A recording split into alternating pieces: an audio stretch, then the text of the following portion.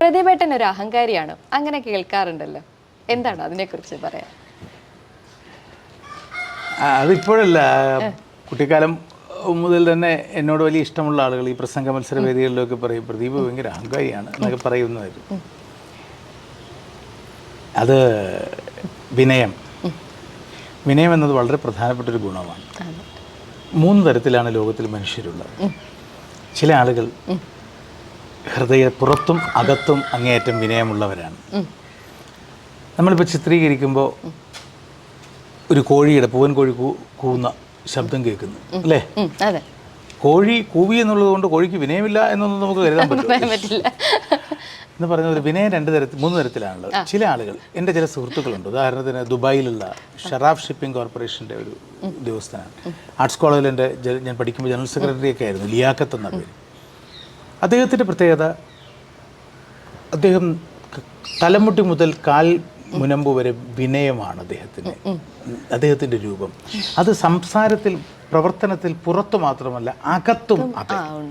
ജീവിതത്തിൽ അങ്ങേയറ്റം വിനയം മാത്രമേ ഉള്ളൂ.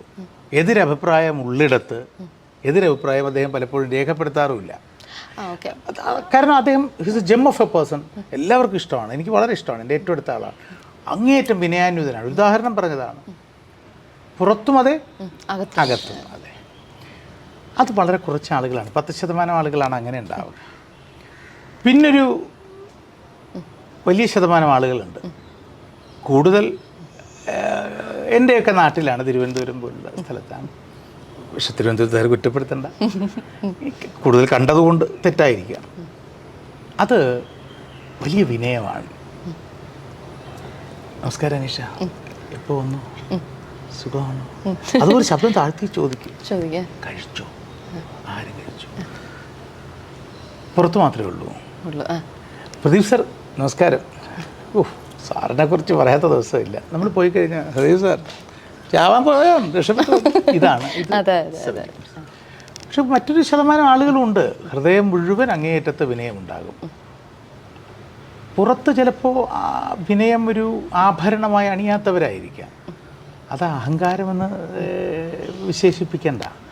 അഹങ്കാരി ഒരു സ്ട്രെയിറ്റ് ഫോർവേഡ് ആയിട്ടുള്ള ഒരു പേഴ്സൺ. അത് അഹങ്കാരം തെറ്റിദ്ധരിക്കപ്പെടുന്ന സാഹചര്യങ്ങൾ പണ്ടുണ്ടായിട്ടുണ്ട്. ഇപ്പം ഞാൻ അതും കൂടി ഞാൻ ഒഴിവാക്കാൻ ശ്രമിക്കുന്നുണ്ട്.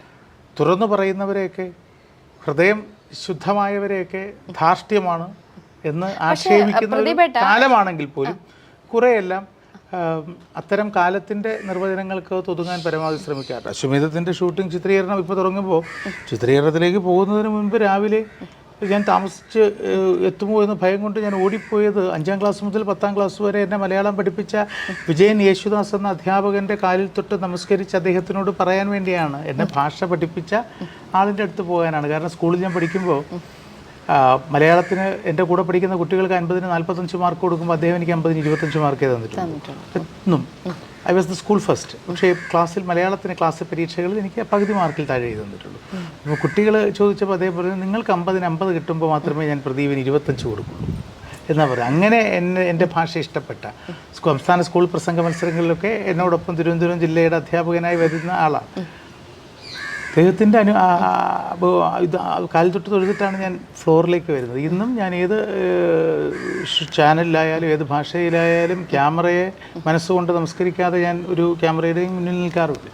വിനയം എന്നത് അത്ര കണ്ട് പ്രകടനീയമായ ഒരു കലാരൂപമാണ് എന്നൊരു അഭിപ്രായം കുട്ടിക്കാലം മുതലേ ഇല്ല. എങ്കിലും എനിക്കില്ലാത്ത ഒരു ആഭരണം അണിയാൻ കാലം നിർബന്ധിക്കുന്നുണ്ടെങ്കിൽ നിർബന്ധിതനായേ പറ്റൂ എന്നുള്ളതാണ്. സ്വാഭാവികമായും അശ്വമേധത്തിൻ്റെ ആ കാലഘട്ടങ്ങളിലെ ജനപ്രീതിയും സ്വാഭാവികമായി ഉണ്ടാകുന്ന ഉയർച്ചയും ഒക്കെ, ഉയർച്ച താഴ്ചകളുമൊക്കെ എൻ്റെ മദ്യപാന ശീലത്തിന് കാരണമാവുകയും, മദ്യപാനം ഒരു കടുത്ത മദ്യപാനം ശീലമൊന്നും അല്ലെങ്കിൽ സാമാന്യം നന്നായി മദ്യപിക്കുന്ന ഒരാളായിരിക്കുകയും ചെയ്തിരുന്നു. പക്ഷേ ആ കാലഘട്ടത്തിൽ 2011 വർഷങ്ങൾക്ക് മുമ്പാണ്, അന്ന് വളരെ അവിചാരിതമായി ഞാൻ വളരെ പെട്ടെന്ന് വൈകാരികമായി വളരെ പെട്ടെന്ന് കാര്യങ്ങളെ സമീപിക്കുന്ന ആയിരുന്നു കൂടുതലായി. അതായത് എന്നിലെ മാനവിക ഗുണമാണതെന്ന് വിശ്വസിക്കുന്ന ഒരാളാണ് ഞാൻ. സങ്കടം വന്നാൽ പെട്ടെന്ന് സങ്കടപ്പെടുകയും, സ്നേഹം വന്നാൽ നന്നായി സ്നേഹിക്കുകയും, ദേഷ്യം വന്നാൽ ദേഷ്യപ്പെടുകയൊക്കെ ചെയ്യുന്ന, അധികം മനസ്സിൽ ഒളിപ്പിച്ചു വയ്ക്കാത്ത, മുഖത്ത് നോക്കി മുഖംമൂടികളില്ലാതെ പെരുമാറുന്ന ഒരാൾ. അതുകൊണ്ട് തന്നെ എന്നെ പരിചയമുള്ളവർക്കെല്ലാം ഞാൻ സന്തോഷത്തിലാണെങ്കിലും ദേഷ്യത്തിലാണെങ്കിലും ഒക്കെ എന്നെ കാണുമ്പോൾ അറിയാം. അങ്ങനെ എനിക്ക് ആ സമയത്തൊരു പ്രോഗ്രാമിലേക്ക് ക്ഷണമുണ്ടായി. ലോകത്തിലൊന്നും ഞാൻ കുറ്റപ്പെടുത്താൻ ഇഷ്ടപ്പെടുന്ന ആളല്ല ഒരു കാലത്തും, ഇന്നും അതെ. പക്ഷേ വിവേചനം എന്ന് പറയുന്നത് പ്രധാനമാണ്. നമ്മൾ ചില ആളുകൾക്ക് ചിലത് പാടുണ്ട്, ചിലത് പാടില്ല എന്നത് ശരിയാണ്.